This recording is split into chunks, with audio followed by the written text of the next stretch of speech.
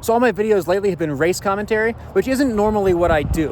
If there's anything I learned over the last month, it's that I like riding bikes a lot more than I like talking about them or watching them. So I'm gonna get back to my own adventures on the bike for now, but I thought to transition, I would show you this cathedral. And of course, we'll maintain the high-level production quality that you've come to expect from me and my channel. Let's go to the chopper. Hey Emily, what if I told you that I was gonna do a mountain bike race? Would you be shocked?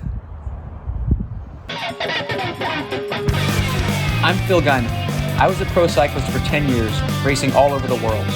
Now I'm retired, but I'm not done suffering on my bike, climbing mountains as fast as I can, and going on crazy adventures. I couldn't be the best at racing, and I'm definitely the worst at retiring. Welcome to Worst Retirement Ever. So I've been coming up to Big Bear for, what, like 10 years now? My buddy Derek runs a bike shop here, Bear Valley Bikes. So Derek's been racing mountain bikes for 30 years. You've always been bugging me, like, let's go for a mountain bike ride up here. I never had one. Finally this year, Factor gave me this mountain bike, so I have no excuse but to go ride with Derek.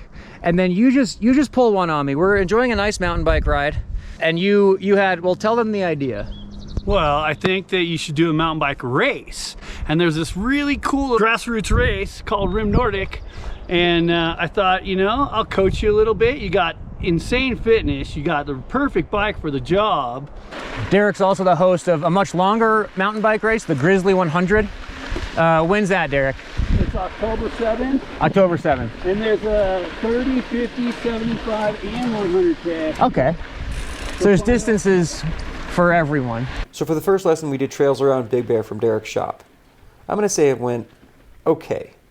Still some Right snow at up there. what I call the crossroads Crossroads. between heaven and hell.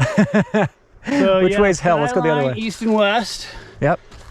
So we're gonna go out Skyline that way, Okay. and this is gonna be a little bit tricky, A lot of skyline. but that's what we're gonna work on. Okay.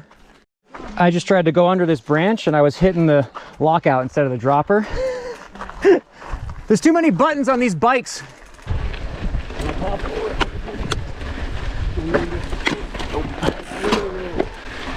I unclipped once, but I got over it.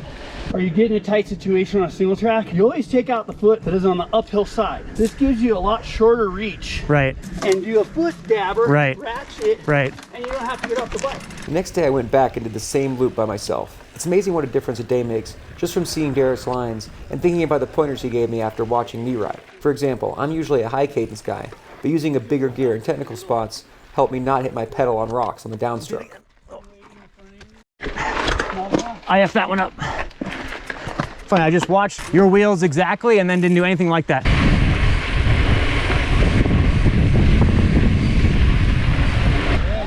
Thank you. Have a good one. Derek also showed me that sometimes it's better to go over a rock rather than around it because the rock has a better traction than the sand. And of course, the scary part is that speed helps you get over stuff, so you have to commit. It gives you momentum if you're going over rocks or roots, and it pushes the bike deeper in sand if you're flying through a corner.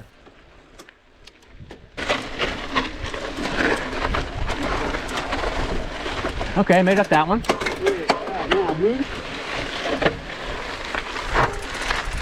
Got it. Camera's on too. Yeah, that's pretty good. Nope. There were a couple spots that I messed up, and I went back and did it again until I got it right. Mostly I decided that my real goal with mountain biking is just to be skilled enough to enjoy myself.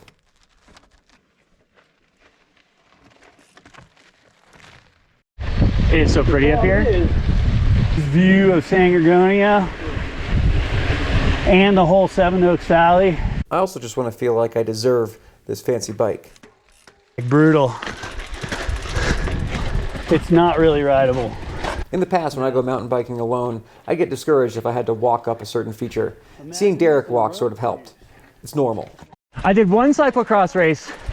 No, I did two. I did one in Florida that I won by a lot. And then I did one UCI race in North Carolina that I got lapped by Steve Tilford. I talk to Jeremy Powers every day. It has not made me any better at bike handling. You'd think that like there'd be some osmosis, but it's zero, dude. Derek knows all the spots. We got a spring. Oh. That thing flow you around? Yep. Thank you. Oh yeah. What's up? All right. Wow. Amazing. You too. Damn it. Whoa! Bangers!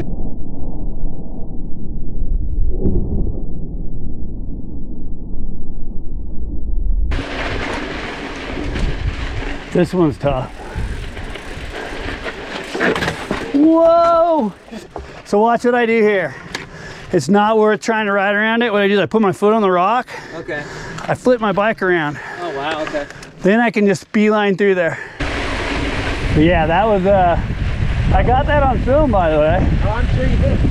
I just always try to think about being absolutely as smooth as possible and making as little movement as possible. Like it's all dampened.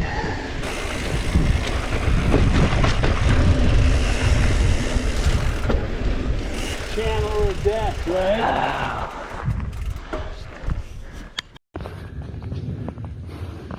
I walked down here. Derek's gonna make it look easy. It's really not as hard as you think. It's just this you gotta kind of. Oh. I wouldn't have gone that way at all. All right, I'm gonna try it. I don't know if I'm ready.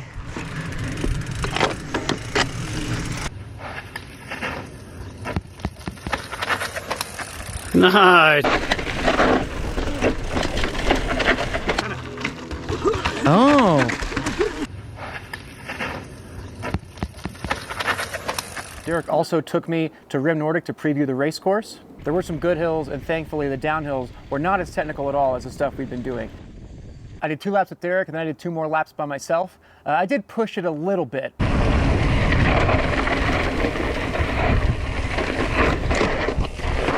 Ooh. All right, good to know. You gotta test the limits of your equipment and your skills, and I found maybe both. Thankfully, crashing on dirt isn't as bad as crashing on road. It happens more often, but it's not as painful. I kind of feel like a little kid. And I dare say I had fun. The race is this weekend. Now I got to clean, lube the bike. Next episode will be, I'll go through the whole dorky bike setup, and we'll actually do the bike race. So wish me luck. See ya. Just in case, I'll have the choppers on standby.